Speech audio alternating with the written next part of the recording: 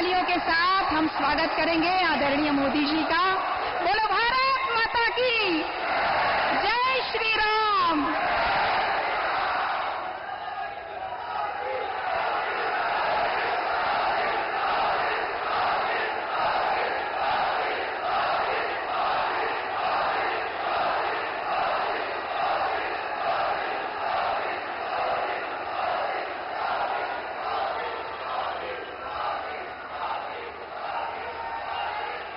जिनका एक एक कदम विजय की संकल्पना को साकार करने वाला है, हमारे मन में आशा की किरण को प्रज्वलित करने वाला है। आदरणीय पंतप्रधान नरेंद्र जी मोदी, इनका हम हार्दिक स्वागत करते हैं और महाराष्ट्र की जनता की ओर से महाराष्ट्र के मुख्यमंत्री माननीय नामदार श्री एकनाथ जी शिंदे तथा उप मुख्यमंत्री माननीय नामदार श्री देवेंद्र जी फडणवीस, इनसे निवेदन है कृपया हम सब की ओर से माननीय मोदी जी का स्वागत करें, माननीय प्रधानमंत्री महोदय का स्वागत करें।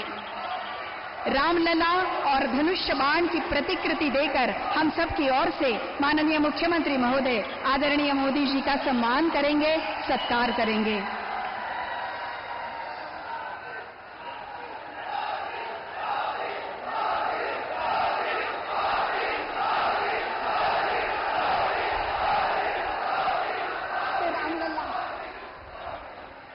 धनुष्य बाण की प्रतिकृति तथा रामलला की मूर्ति देकर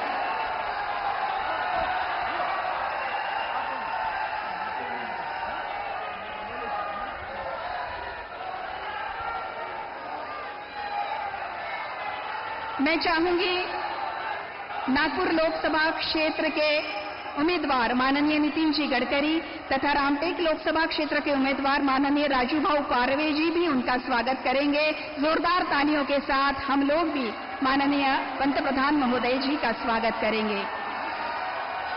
यहाँ के आमदार आशीष जायसवाल जी से भी निवेदन है कृपया हम सब की ओर से रामटेक की जनता की ओर से माननीय पंतप्रधान महोदय जी का स्वागत करें। रामटेक की विशेषता जो राम पंचायतन है और नागपुर जो टाइगर कैपिटल है, एक बाघ की प्रतिकृति देकर माननीय मोदी जी का हार्दिक स्वागत तथा आज संत झूलेलाल जी की जयंती है। सिंधी समाज की ओर से संत झूलेलाल की जयंती के पर्व पर माननीय प्रधानमंत्री महोदय को सिंधी समाज की ओर से विशेष भेंट विकी कुकरेजा उनको विशेष भेंट दे रहे हैं और हम सब मिलकर एक बार जोरदार तालियों के साथ माननीय पंतप्रधान महोदय जी का स्वागत करेंगे। और इस सभा को आगे बढ़ाते हुए मैं यहाँ पर सम्मान के साथ आमंत्रित करती हूँ नागपुर लोकसभा क्षेत्र के उम्मीदवार हम सबके चहेते माननीय नामदार श्री नितिन जी गडकरी, इनसे निवेदन है कृपया हमें संबोधित करें।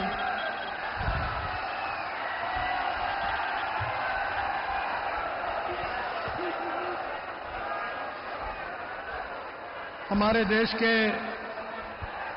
लोकप्रिय प्रधानमंत्री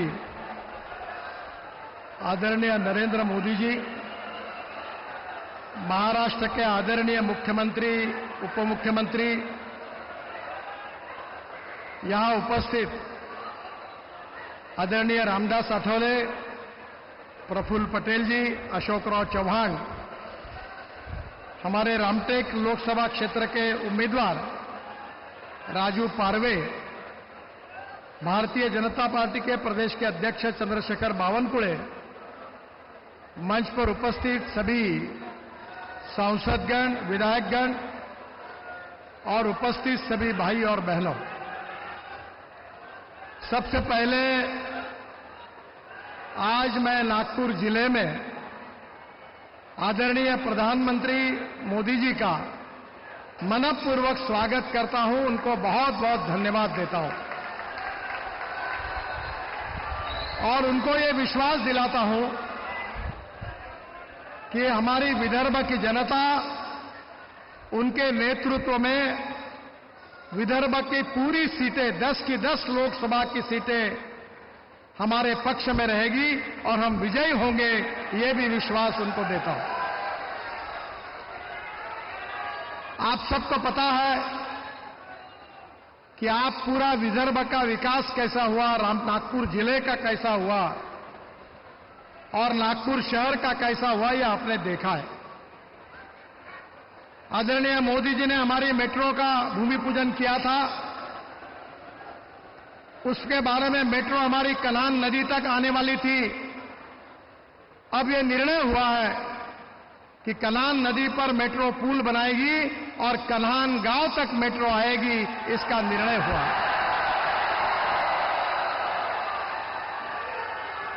मुझे इस बात की खुशी है कि बाबा साहेब आंबेडकर जी ने जिस दीक्षा भूमि पर बौद्ध धर्म की दीक्षा ली थी, उस दीक्षा भूमि को विकसित करने का कार्य हमने लगातार किया है।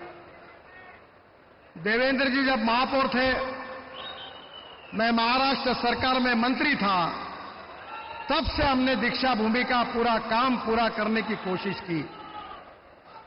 ड्रैगन टेम्पल के लिए देवेंद्र जी ने 200 करोड़ रुपए दिए, ताजबाग के लिए पैसे दिए, परमात्मा एक सेवक समाज के लिए हमारे जो आदरणीय बाबा है श्रद्धेय जी, उसके लिए परमात्मा एक आश्रम के लिए हमारे शेखनाथ शिंदे जी और देवेंद्र जी ने 77 करोड़ रुपए उनके लिए दिए।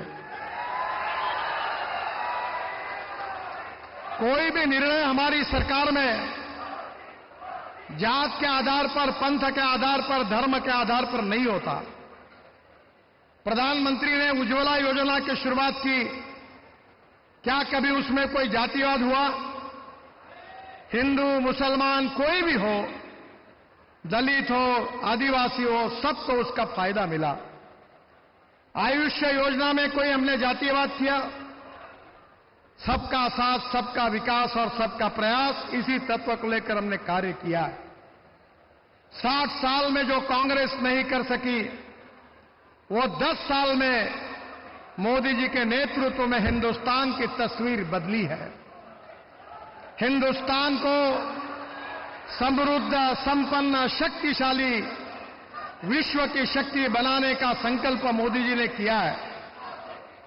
आत्मनिर्भर भारत करने की बात कही है और दुनिया की तीसरी बड़ी अर्थव्यवस्था बनाने का संकल्प किया है।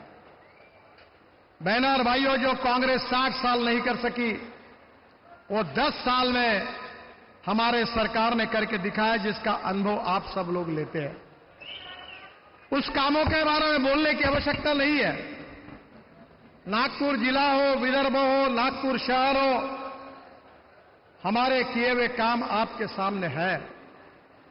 और जब काम के आधार पर हमारे ऊपर कोई टीका टिप्पणी नहीं कर सकते, तो एक फिलॉसफी होती है, एक थ्योरी होती है कि जब कन्विंस करना नहीं होता तो कंफ्यूज करने की कोशिश की जाती है। कांग्रेस के नेता एक ही प्रचार कर रहे हैं कि 400 सीटें मिलेगी तो हम भारत का संविधान बदल देंगे। मोदी जी ने भी कहा, हम सब लोगों ने भी कहा है कि बाबा साहब आंबेडकर जी ने जो संविधान दिया है वो हमारे लिए बहुत ही पवित्र है। वास्तविक रूप से केशवानंद भारती केस में जब सुप्रीम कोर्ट में केस दायर हुई थी, तब सुप्रीम कोर्ट के 7 जजेस ने, बेंच ने यह निर्णय दिया है कि salient features of the constitution can not be change. जो हमारे संविधान के मूलभूत तत्व है वो बदल नहीं सकते, ये बात सुप्रीम कोर्ट ने कही है। और मैं आप कांग्रेस वालों को यह पूछना चाहता हूं कि आज तक संविधान को तोड़ने का पाप किसने किया है? संविधान को तोड़ने का पाप कांग्रेस पार्टी ने किया है। 80 बार कांग्रेस पार्टी ने संविधान को तोड़ा है। इमरजेंसी के समय, इंदिरा जी के समय ऐसे निर्णय हुए कि जिसमें पूरा हमारा लोकतंत्र समाप्त होने की कगार पर खड़ा था। बहनों और भाइयों, हम इस बात को मानते हैं कि कोई भी व्यक्ति उसकी जात, पंथ, धर्म, भाषा और सेक्स से बड़ा नहीं होता, उसकी गुणवत्ता से बड़ा होता है। इस समाज की छुआछूत, अस्पृश्यता, जातीयता, सांप्रदायिकता सब नष्ट करके सबका साथ, सबका प्रयास, सबके विकास, इसके आधार पर मोदी जी आत्मनिर्भर भारत का सपना लेकर आपके सामने आए हैं। मैं आपको यही कहना चाहूंगा कि जो 60 साल कांग्रेस नहीं कर सकी, वो 10 साल मोदी जी के नेतृत्व में हमारी सरकार ने पूरे देश में करके दिखाया। मैं आपको यह भी बताना चाहूंगा कि हमारी महाराष्ट्र सरकार आदरणीय एकनाथ शिंदे जी और देवेंद्र जी के नेतृत्व में हमारे विदर्भ में, हमारे नागपुर में इतने काम हुए हैं वो गिनने के लिए समय की कमी है। रामटेक में 200 करोड़ रुपए उन्होंने तो दिए ही है। अब रामटेक के लिए मेरे विभाग की ओर से मैंने रोपवे को भी मंजूर कर दिया है। रामटेक इंटरनेशनल पर्यटन केंद्र बनेगा। उमरेड, जहां हमारे यहां टाइगर है, नागपुर को टाइगर कैपिटल कहते हैं। विश्व के लोग टाइगर देखने के लिए नागपुर में आते हैं। हमारा पेंच, हमारा उमरेड, हमारा ताड़ोबा, इसके लिए पूरे दुनिया से, पूरे विश्व के लोग आ रहे हैं। और इसलिए मैं आपको विश्वास के साथ बताना चाहता हूं कि जब पर्यटन बढ़ता है तो रोजगार की निर्मित होती है। मोदी जी ने जिस इकोनॉमी को स्वीकार किया है, जिसके कारण हमारे कृषि विकास का दर बढ़ेगा, सिंचाई को प्राथमिकता दी है। आशीष जायसवाल जी बहुत बार मुझे मांग करते थे कि पेंच का पानी नागपुर शहर को जाता है और रामटेक तहसील में किसानों को पानी नहीं मिलता। हमने नागपुर महानगर पालिका का सीवेज का गंदा पानी शुद्ध करके महाराष्ट्र सरकार के कोराड़ी और खापरखेड़ा प्रकल्पों को दिया और जिसके कारण ये 300 MLD पानी बचा। अब रामटेक का पानी, पेंच का पानी टेल एंड तक जाकर रामटेक तालुका के सब गांवों तक पानी मुबलक रूप से पहुंचा है, क्योंकि किसानों के हित के लिए हमने ये काम किया है। किसानों को समृद्ध और संपन्न कैसे बने, किसानों के लिए केवल अन्नदाता नहीं, किसान ऊर्जादाता बने। केवल ऊर्जादाता नहीं, अब तो किसान विटामिन तैयार करने लगे हैं, हवाई ईंधन तैयार करने में लगे हैं, हाइड्रोजन की निर्मित में लगे हैं। तो मुझे विश्वास है कि इस देश के किसान का, गांव गरीब मजदूर सबका भविष्य बदलने वाला है। परिस्थितियां बदल रही है। बिहार में 68,000 नागपुर शहर और जिले के युवाओं को रोजगार मिला है और अगले 5 साल में मैं आपको विश्वास दिलाता हूं कि नागपुर शहर और जिले में कम से कम 1 लाख युवाओं के हाथों को काम मिलेगा। ये विश्वास मैं आपको देना चाहता हूं। मैं आपसे अनुरोध करूंगा कि जो कंफ्यूज करके गलत प्रचार कर रहे हैं, कभी अल्पसंख्यक समाज को डराते हैं कि देखो मोदी जी आएगी, भारतीय जनता पार्टी आएगी तो आपको कटवा देंगे, पाकिस्तान भिजवा देंगे। सुरक्षित रहना है तो पंजे पर मोहर लगाओ। हमारे दलित बंधुओं को कहते हैं कि ये संविधान बदलने वाले चुनाव के समय इस प्रकार की गलत बातें कहकर लोगों को गुमराह करने की कोशिश करते हैं। बहनों और भाइयों, आपका भविष्य इस चुनाव के साथ जुड़ा हुआ है। मोदी जी के नेतृत्व एक नए भारत का निर्माण हो रहा है। गांव गरीब मजदूर किसान का भविष्य बदल रहा है। युवाओं को रोजगार मिलने वाला है और मिल रहा है। किसान समृद्ध संपन्न हो रहे हैं। स्मार्ट सिटी नहीं, अब स्मार्ट विलेज का निर्माण होने वाला है। और इसलिए कोई अपप्रचार पर विश्वास न रखते हुए रामटेक लोकसभा क्षेत्र से राजू पारवे हमारे उम्मीदवार हैं। एक लोकप्रिय विधायक के रूप में हमने उमरेड विधानसभा क्षेत्र में अच्छा कार्य किया है। मैं आप सबसे अनुरोध करूंगा कि उनको प्रचंड मतों से विजयी करिए और आपकी सेवा करने का अवसर दीजिए। और मेरा विश्वास है कि फिर से एक बार नागपुर जिले की जनता, विदर्भ की जनता, महाराष्ट्र की जनता, ये छत्रपति शिवाजी महाराज, महात्मा ज्योतिबा फुले, बाबा साहेब अंबेडकर, इनका महाराष्ट्र है। और मेरा विश्वास है कि इस महाराष्ट्र का सामाजिक आर्थिक विकास के लिए फिर से एक बार मोदी जी के नेतृत्व में महायुति का समर्थन यहां की जनता करेगी, ऐसा मुझे पूरा विश्वास है। मैं फिर से एक बार आप सबकी ओर से नागपुर शहर, नागपुर जिले की जनता की ओर से मोदी जी का हृदय से बहुत बहुत स्वागत करता हूं और उनको विश्वास देता हूं कि यहां से 100% हमारी जीत होगी और आपकी मेजॉरिटी में विदर्भ का योगदान बहुत बड़ा रहेगा, ऐसा विश्वास व्यक्त करते हुए मैं अपनी बात समाप्त करता हूं। मेरे साथ जोर से कहिए, भारत माता की, भारत माता की, भारत माता की। धन्यवाद।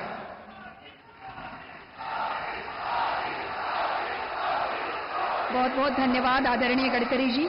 इसके बाद मैं यहां पर आमंत्रित करती हूं महाराष्ट्र के मुख्यमंत्री माननीय नामदार श्री एकनाथ जी शिंदे।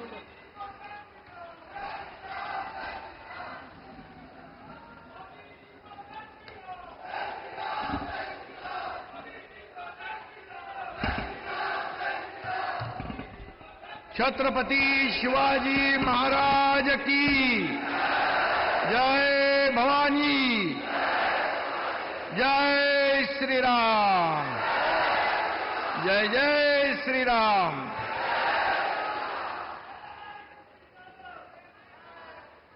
प्रभु रामचंद्र जी के पद चिन्हों से पावन हुई इस पवित्र धरती पर देश में नहीं बल्कि दुनिया में सबसे नंबर 1 के लोकप्रिय नेता और यशस्वी प्रधानमंत्री नरेंद्र मोदी जी का मैं रामटेक में तहे दिल से स्वागत करता हूं।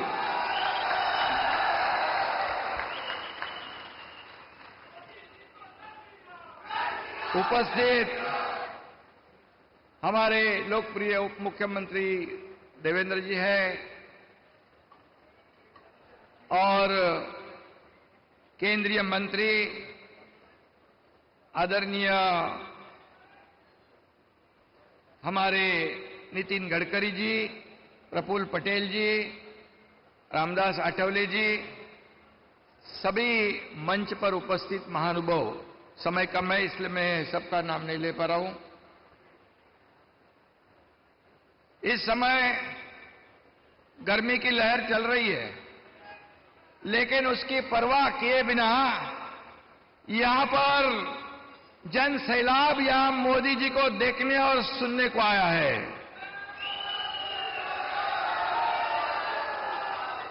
गर्मी से बड़ी मोदी प्रेम की लहर पूरे महाराष्ट्र में, पूरे देश में हमें दिखाई पड़ रही है। मोदी जी का हेलीकॉप्टर जैसे ही आवाज करता है तो सब लोग खड़े हो जाते हैं स्वागत के लिए। इतनी बड़ी लोकप्रियता इस महाराष्ट्र के जनता में आपके प्रति है और इसलिए मोदी मोदी मोदी ऐसी पूरे देश में ये जयकार सुनाई दे रही है। और वो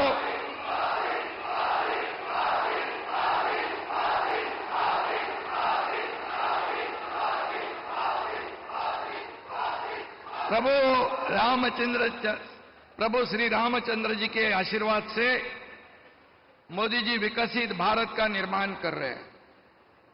छत्रपति शिवाजी महाराज जी को अभिप्रेत सुराज्य निर्माण कर रहे हैं। इसलिए सिर्फ हर घर मोदी नहीं, अब मन मन मोदी है और ये पूरे देश में दिखाई पड़ रहा है। सत्ता की कुर्सी पे के लिए बौखला गया विरोधी पक्ष मोदी द्वेष से पीड़ित है, जिनका जीवन सिर्फ भ्रष्टाचार, घोटाले और रोकड़ा गिनने में बीत गया। उनको मोदी जी के ऊपर आरोप लगाने का कोई नैतिक अधिकार नहीं बचता है। और इसलिए मराठी में एक कहावत है कि अंगात नाही बळ आणि चिमटा काढून पळ।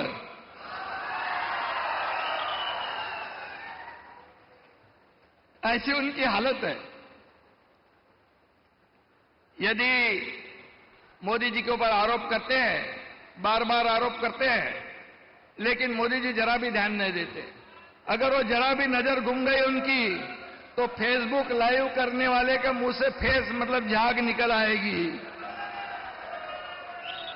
लेकिन एक कहावत है, हाथी चलता है बाजार, मैं नहीं बताऊं, मैं बोलूंगा नहीं। लेकिन जितने भी विपक्ष मोदी जी की आलोचना करेंगे, 2014 को आलोचना की, आरोप किया, ये देश की जनता ने उनको घर पे बिठा दिया। 2019 को आरोप लगाया, जनता ने उनके विरोधी पक्ष विपक्ष के नेता के इतने भी खासदार सांसद नहीं चुनने आने दिए। और अब भी 2024 में ये इतना आरोप लगा रहे हैं कि मुझे लगता है अब सब रिकॉर्ड मोदी जी तोड़ेंगे, क्योंकि देश की 140 करोड़ जनता आज मोदी जी के साथ है और उन्होंने गारंटी ली है मोदी जी को फिर एक बार। और इसलिए एनडीए के पास आत्मविश्वास है और इंडिया अलायंस के पास अहंकार है। तो आत्मविश्वास विजय की ओर ले जाता है और अहंकार विनाश की ओर ले जाता है। और इसलिए प्रभु रामचंद्र जी ने अहंकारी रावण का नाश किया था, यही रामटेक है, प्रति अयोध्या कहते हैं। और यहां पर इंडिया अलायंस के अहंकार की लंका देश की जनता जलाकर खाक कर देगी, ये ऐसा विश्वास और पूरा माहौल दुनिया देश पे है। और उनकी नीति ना नियत है, ना नीति है, ना निर्णय है। उनका एजेंडा है करप्शन फर्स्ट, लेकिन मोदी जी का एजेंडा है देश का विकास, देश की प्रगति और नेशन फर्स्ट। ये हमारे मोदी जी का एजेंडा है। और इसलिए अब ये सत्ता के बाहर है, वो लड़ाई थे, सब एक दूसरे के गले लग रहे हैं, लेकिन ये सांप और जो इनका निवाल का है, सांप मुंगूस नेवला, सांप और नेवला की जो दोस्ती हुई है, ये जनता खूब अच्छी तरह जानती है। और इसलिए आने वाले चुनाव में उनको घर का रास्ता दिखाने का काम हमें सबको मिलकर करना है। मैं इतना ही कहूंगा कि देश की अर्थव्यवस्था को नया आयाम देने का काम, नई ऊंचाई पर ले जाने का काम, 11वें में से 5वें नंबर पर लाने का काम, अब आगे 3रे नंबर पर लाने का निर्धार करने वाले मोदी जी आज हमारे देश के प्रधानमंत्री है। ये हमारा गर्व है, यह अभिमान है। और इसलिए 2014 में मोदी जी प्रधानमंत्री बने तब शेयर मार्केट का सेंसेक्स 25,000 था, आज वो 75,000 तक पहुंच गया है। इसलिए ये विकास हो रहा है, ये देश की प्रगति हो रही है। मोदी जी ने गरीबों को बढ़ाया, गरीबी से ऊपर लाया, 25 करोड़ लोगों को, 80 करोड़ लोगों को कोविड में मुफ्त धान्य राशन देने का निर्णय था, उसको आगे 5 साल बढ़ाया। मतलब इस देश में कोई भूखा नहीं सोए, ऐसे मोदी जी के विचार है। रोटी, कपड़ा और मकान देने वाले हमारे प्रधानमंत्री कहा, और भ्रष्टाचार और घोटाले करने वाला विपक्ष कहा। एक आदिवासी समुदाय की बेटी को इस देश के सर्वोच्च पद पर बिठाने वाले मोदी जी, और यहां पर उनको राष्ट्रपति बनाया, और हमारे देश के बेटी को राष्ट्रपत्नी कहकर अपमान करने वाले कांग्रेस कहां पर। और इसलिए इस देश के आदिवासी जनता ये कांग्रेस को आने वाले चुनाव में पूरी तरह इसका बदला जरूर लेंगे, क्योंकि दलित आदिवासी को सिर्फ कांग्रेस वोट बैंक करके इस्तेमाल करती थी, लेकिन मोदी जी ने उनके जीवन में बदलाव लाने का काम किया है, उनका जीवन बदल डालने का काम किया है, और उनके जीवन को बदलने का गारंटी ली हुई है। यह फर्क है। और इसलिए मैं इतना ही कहूंगा कि इस देश के हर वर्ग को, किसान हो,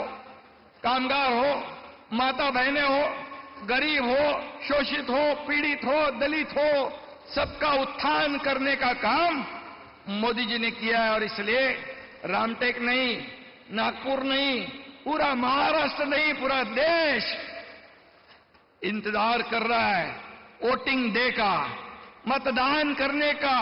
और इसलिए यहां पर आने वाले 19 तारीख को गडकरी साहेबांचं पण 19 आहे, 19 तारखेला या रामटेक मधून राजू पारवे यांना त्यांच्या नावासमोरचं धनुष्यबाणचं बटन दाबून त्यांना प्रचंड मताने विजयी करायचं आहे आणि नागपूरमधून आपले नेते नितीन गडकरी साहेबांना त्यांच्या निशाणी समोरचं कमळाचं बटन दाबून आपण विजयी करूया एवढंच सांगतो।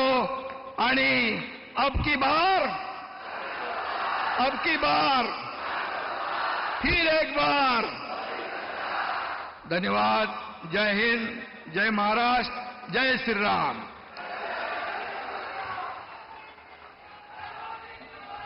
बहुत बहुत धन्यवाद आदरणीय मुख्यमंत्री महोदय। और अब हम सब मिलकर तालियों के साथ आमंत्रित करते हैं हमारे यशस्वी प्रधानमंत्री कर्मयोगी परम आदरणीय श्री नरेंद्र जी मोदी को। आपसे निवेदन है, कृपया हमें मार्गदर्शन करें।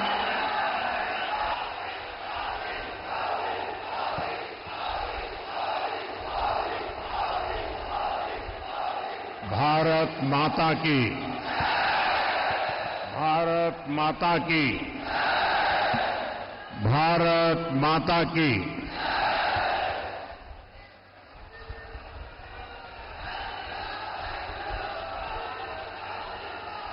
प्रभू श्री रामचंद्राच्या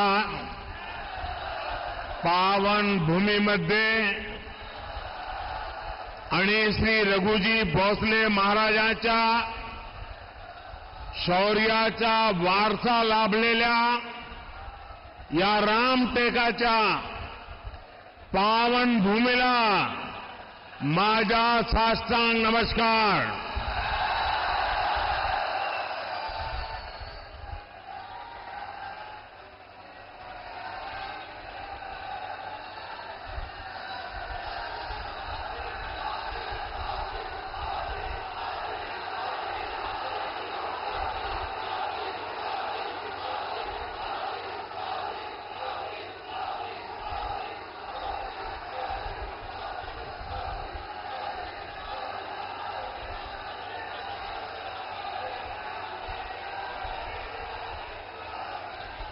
क्या वो छोटी बालिका राम बन के आई है क्या?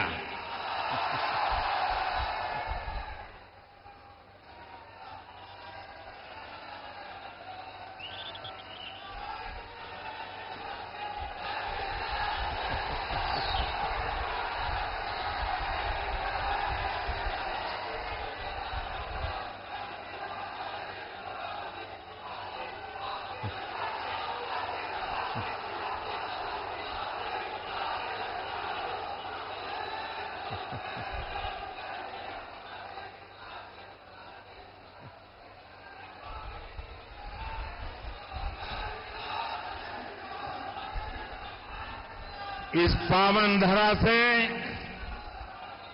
मैं महान त्यागी बाबा जुमदेव जी, गोंड राजा भक्त बुलंदशाह और बाबा साहब आंबेडकर को भी नमन करता हूं। यहां बाबा जुमदेव जी ने परमात्मा एक सेवा मंडल, इसके माध्यम से जो नशा मुक्ति का अभियान चलाया है उसकी जितनी प्रशंसा की जाए वो कम है। मैं इस अभियान से जुड़े सभी लोगों की सराहना करता हूं। साथियों, शाम हो रही है लेकिन आपका उत्साह देखकर लगता है कि अभी दिन शुरू ही हुआ है।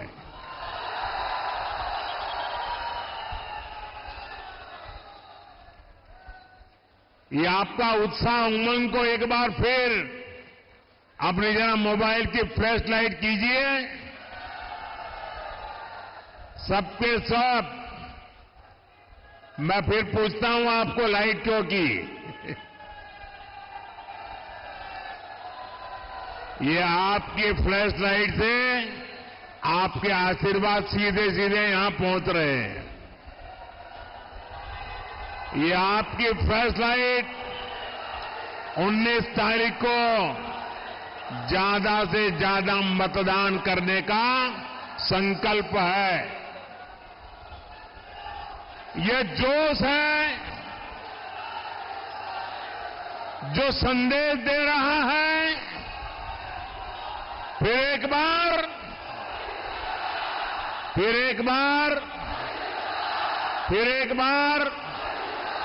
4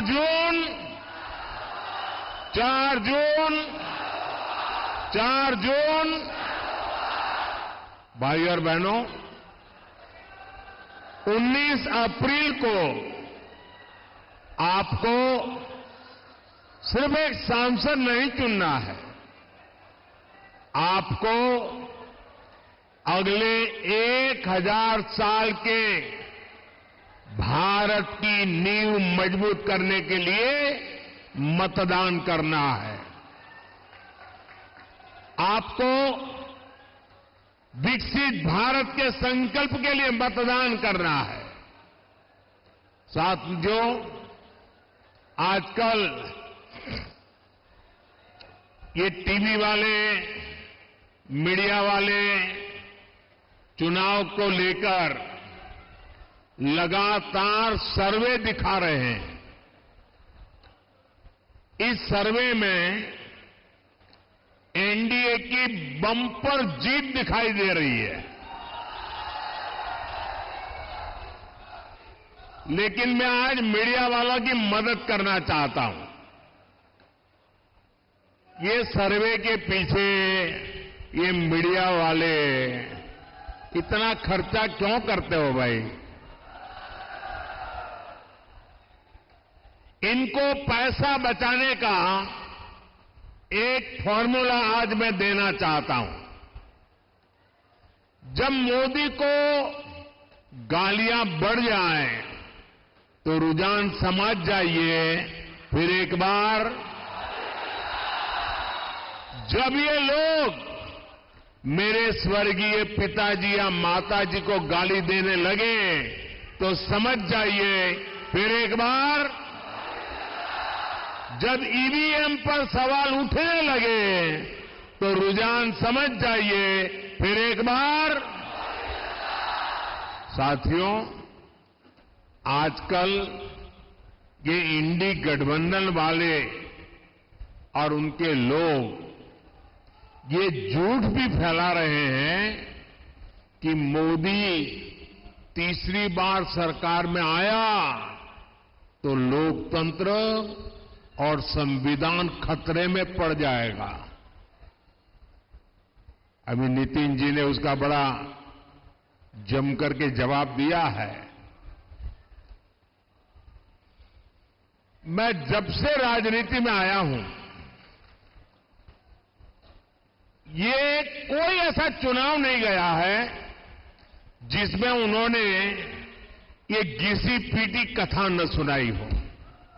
अटल जी की सरकार बनी तब भी ऐसे ही गीत गा रहे थे। इसका मतलब इनकी बैंकरप्सी इतनी है कि इनके पास कोई नया आइडिया भी नहीं है। इमरजेंसी के दौरान क्या लोकतंत्र खतरे में नहीं पड़ा था? पूरब से पश्चिम तक, उत्तर से दक्षिण तक अगर इन लोगों के परिवार का सरकार का एक प्रकार से कब्जा था, चारों तरफ वही नजर आ रहे थे, क्या उस समय लोकतंत्र खतरे में नहीं पड़ता था? एक गरीब का बेटा जैसे ही देश का प्रधानमंत्री बन गया, इन्हें लोकतंत्र और संविधान खतरे में दिखाई देने लगा। ये इंडी गठबंधन वाले कभी गरीब को आगे बढ़ते हुए नहीं देख सकते। अभी हमारे शिंदे जी एक कहावत बता रहे थे। मराठी में एक और कहावत है, काठी मारल्याने पाणी दुभंगत नाही। यानी पानी में जितनी लाठी मारी जाए, पानी में कभी भेद नहीं हो सकता है। गरीब के इस बेटे पर ये लोग चाहे जितना हमला करें, मोदी देश की जनता की सेवा के संकल्प से पीछे नहीं हटेगा। साथियों, ये इंडी गठबंधन वाले पूरी ताकत से देश के लोगों को बांटने में जुटे हैं। वो जानते हैं कि देश के लोग एकजुट हो गए तो इंडी गठबंधन वालों की राजनीति खत्म हो जाएगी। इसलिए मैं महाराष्ट्र के लोगों से कहूंगा, देशवासियों से कहूंगा, एकजुट होकर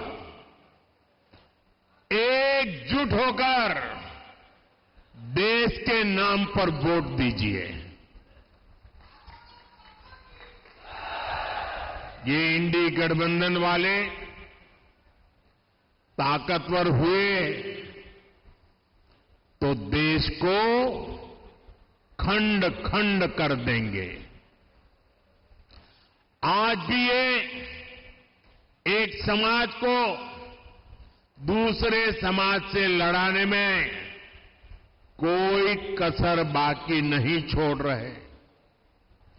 आज भी ये भारत की संस्कृति को निशाना बनाना, उसका कोई मौका नहीं छोड़ते। हमारा ये रामटेक वो स्थान है जहां खुद प्रभु राम के पैर पड़े हैं।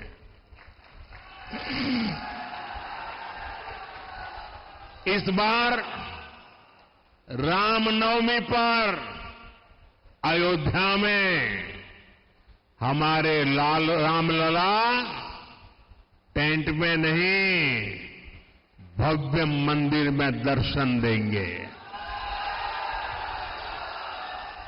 500 साल बाद ये पल आ रहा है।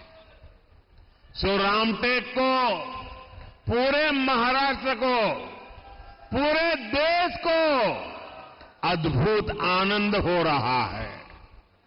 लेकिन हम ये न भूलें कि जब प्राण प्रतिष्ठा का अवसर आया तो इन इंडी गठबंधन वालों ने इसका भी बहिष्कार किया, निमंत्रण को ठुकरा दिया। ये लोग सनातन पर हमले करते हैं, सनातन को खत्म करने की सौगंध लेने वालों के साथ रैलियां करते हैं। साथियों, आजकल नवरात्रि का पर्व है, शक्ति की उपासना का पर्व है। ये लोग हिंदू धर्म की शक्ति को भी समाप्त करना चाहते हैं। आप मुझे बताइए, क्या ऐसे इंडी गठबंधन वालों को महाराष्ट्र में एक भी सीट जीतने देंगे? एक भी सीट जीतने देंगे? उनको इनके पापों की सजा मिलनी चाहिए कि नहीं मिलनी चाहिए? ये चुनाव में वोट देकर के उनको सजा देंगे कि नहीं देंगे? साथियों, भारतीय जनता पार्टी, शिवसेना, एनसीपी ये सब मिलकर के आज आपके पास आए हैं। आपका एक एक वोट इनको जिताने के लिए तो है, लेकिन उनको सजा देने के लिए भी है। साथियों, आजादी के बाद से ही कांग्रेस ने साजिश के तहत एससी, एसटी, ओबीसी समाज को हर प्रकार से पीछे रखा। कांग्रेस ने बाबा साहब आंबेडकर की राजनीति को खत्म किया। कांग्रेस ने बाबा साहब को भारत रत्न से वंचित रखा। जब बीजेपी के समर्थन से केंद्र में सरकार बनी तो बाबा साहब को भारत रत्न दिया गया। जब 2014 में एनडीए सरकार बनी तो एक दलित मां के बेटे भारत के राष्ट्रपति बने। जब 2019 में फिर एनडीए सरकार बनी तो एक आदिवासी मां की बेटी पहली बार देश की पहली नागरिक राष्ट्रपति बनी।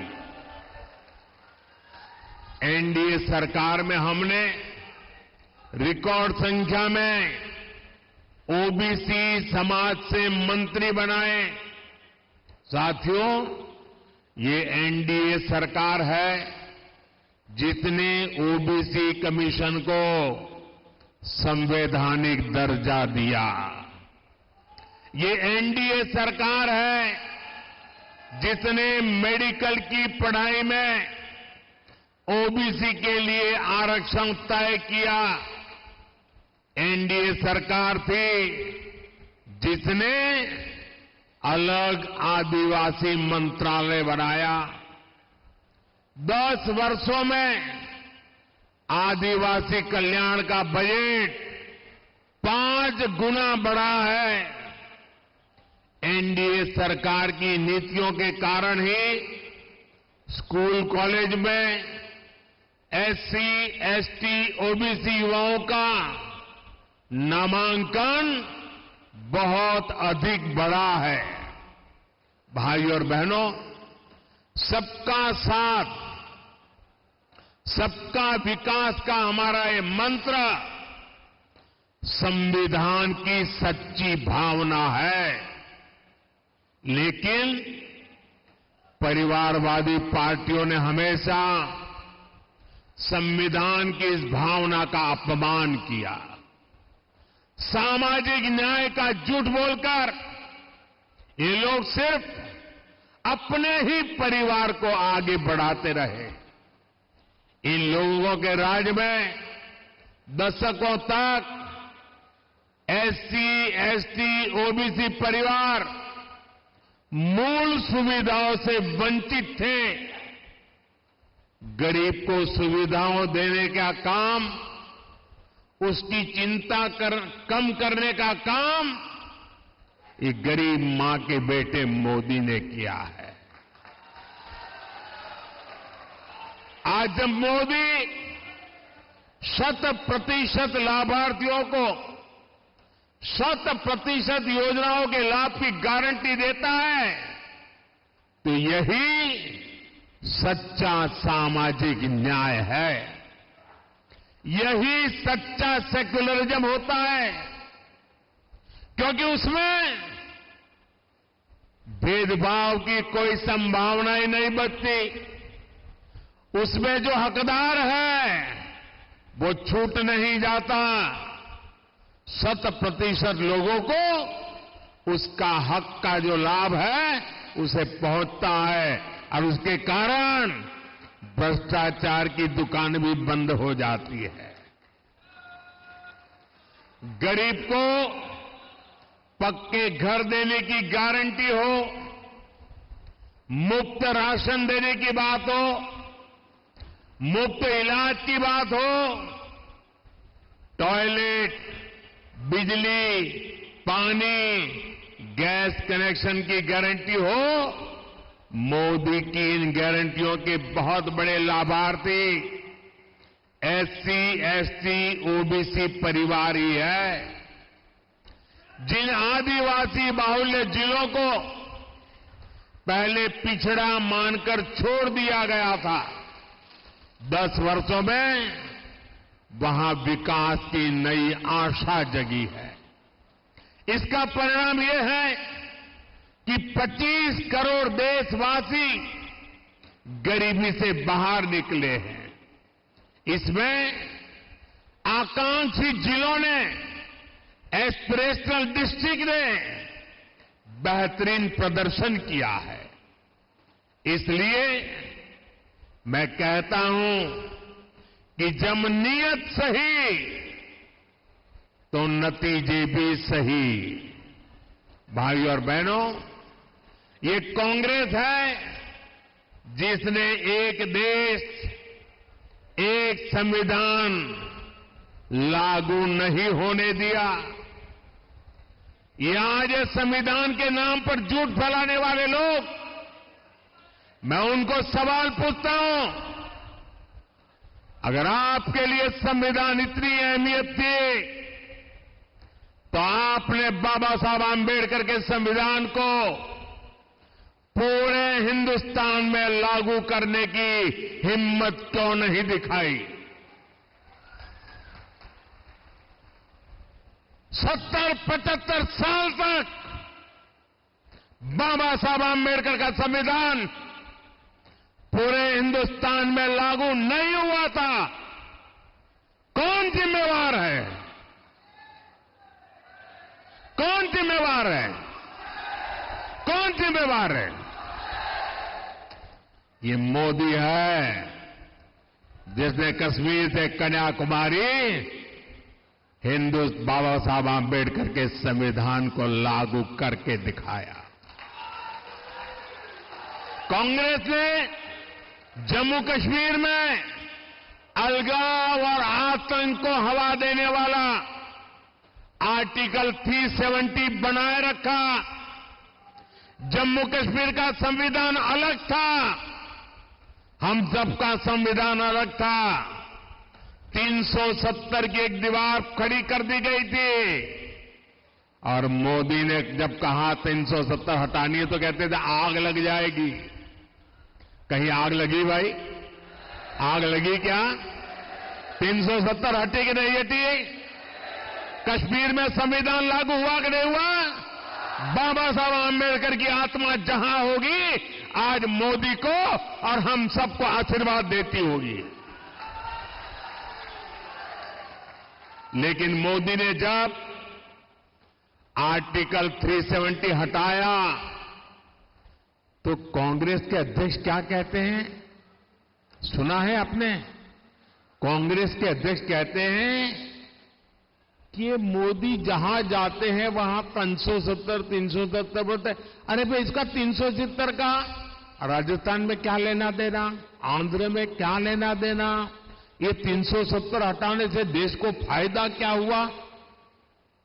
क्या ऐसी भाषा कभी हम सुन सकते हैं क्या? ये भी कांग्रेस की दलित, आदिवासी, महिला विरोधी और वोट बैंक की राजनीति का जीता जागता प्रमाण है। मैं आपको समझाता हूं, आर्टिकल 370 हटने से जम्मू कश्मीर में इन सभी वर्गों को पहली बार संवैधानिक अधिकार मिला है। वहां मेरे एससी, एसटी भाई बहनों को आरक्षण नहीं था।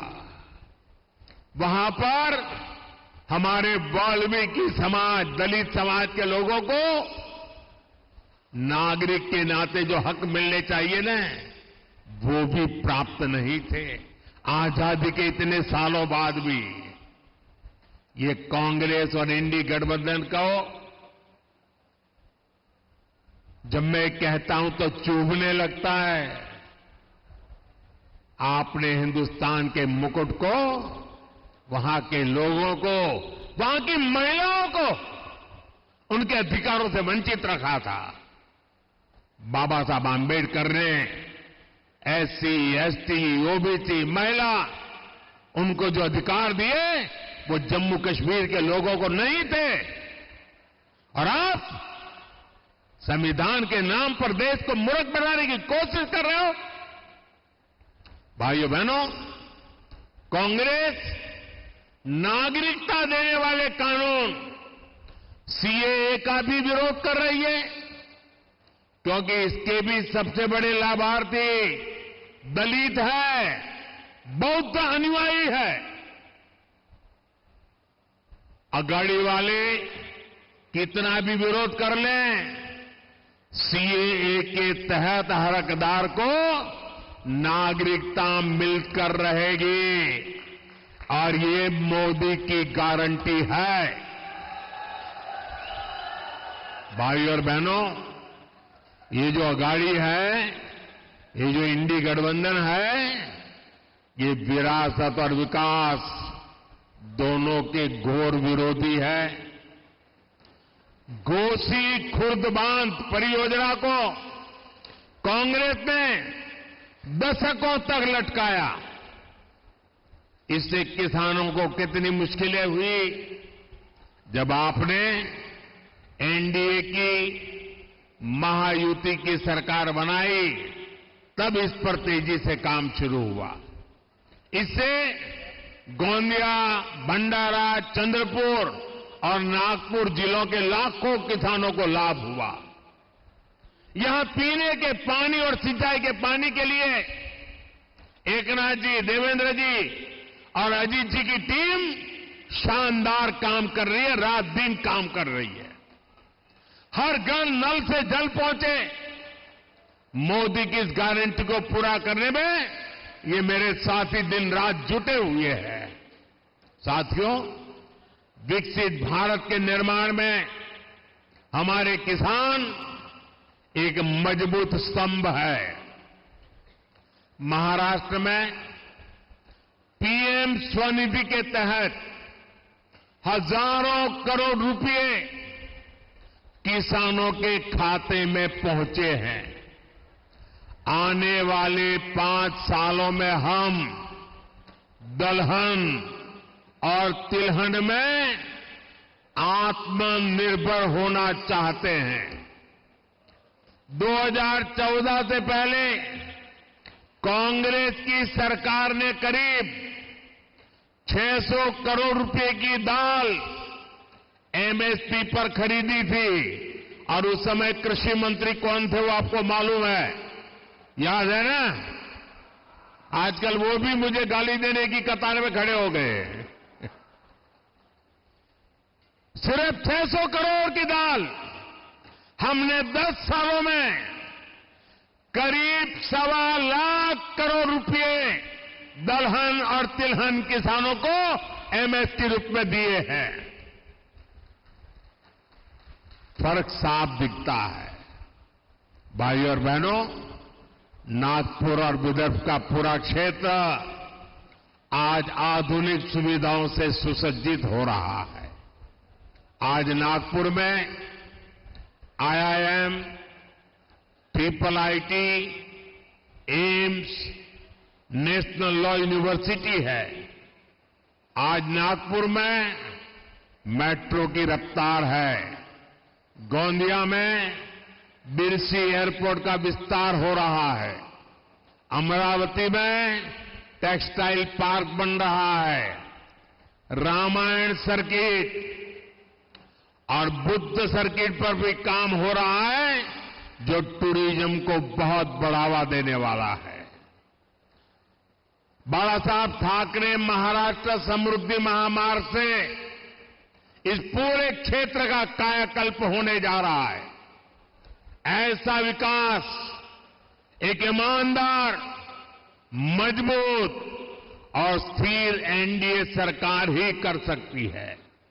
साथियों, 10 सालों में विकास के बहुत सारे काम हुए हैं, लेकिन ये तो ट्रेलर है।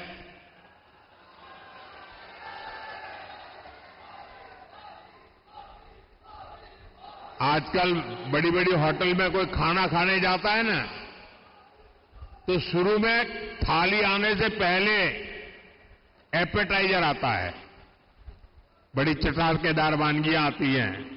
कभी कभी लगता है यार इसी से तो पेट भर गया, लेकिन आपको मालूम है वो एपेटाइजर होता है, थाली आनी बाकी है। ये 10 साल में मैंने जो काम किया है ना, वो तो एपेटाइजर है, अभी तो थाली आनी बाकी है।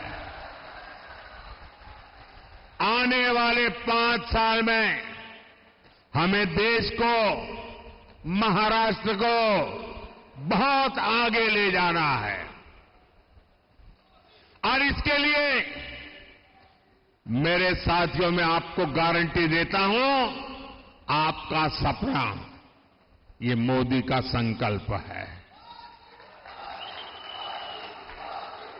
मैं आपको गारंटी देता हूं, हर पल देश के नाम, हर पल आपके नाम, 24/7 फॉर 2047।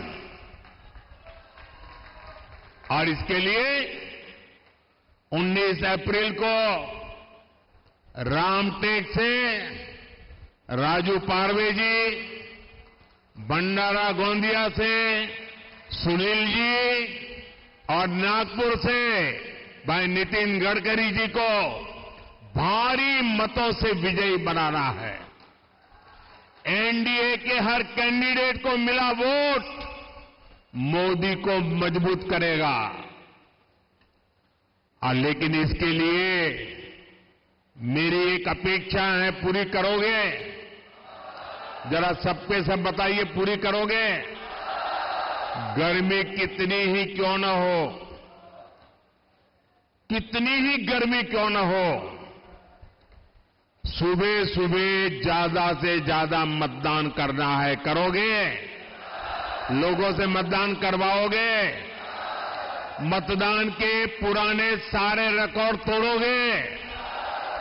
मेरा एक और काम है, करोगे? हमें हर पोलिंग बूथ जीतना है, जीतोगे? हर पोलिंग बूथ जीतना है इस बार, हर पोलिंग बूथ का रिकॉर्ड तोड़ना है, तोड़ोगे? अच्छा, मेरा एक और काम है, करोगे? ये मेरा पर्सनल काम है, करोगे? पक्का करोगे?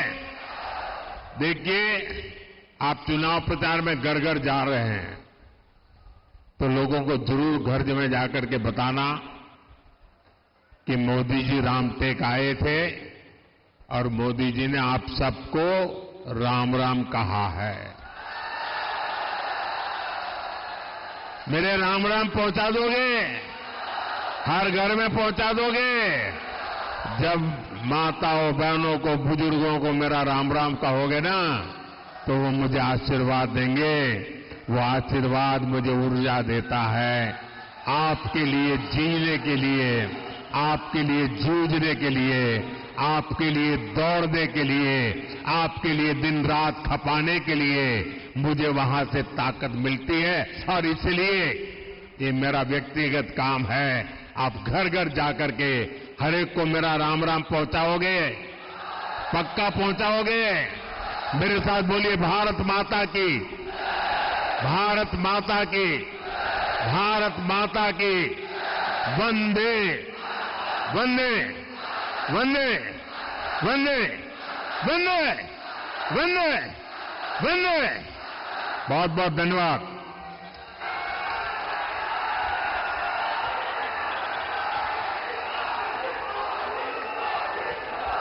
बहुत बहुत धन्यवाद आदरणीय प्रधानमंत्री नरेंद्र मोदी जी।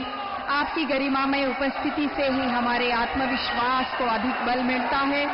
नव चैतन्य, नव प्रेरणा, आपके नवीन विचार को हम नमन करते हैं, आपको नमन करते हैं। आपके मार्गदर्शन के लिए आपको बहुत बहुत धन्यवाद। यहां पर उपस्थित सभी मान्यवरों के प्रति आभार व्यक्त करते हुए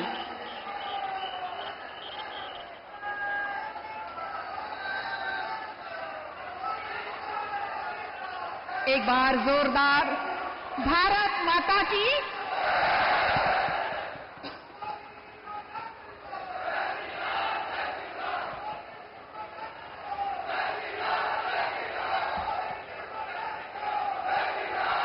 मैं यहाँ पर सुधाकर कोहड़े जी को आमंत्रित करती हूँ आभार प्रदर्शन के लिए।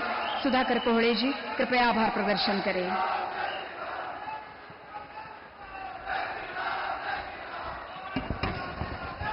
आज के इस सभा में संबोधित करने और हमें आशीर्वचन देने आए आदरणीय पंतप्रधान महोदय श्री नरेंद्र भाई मोदी जी का मैं यहाँ तहे दिल से आभार व्यक्त करता हूँ।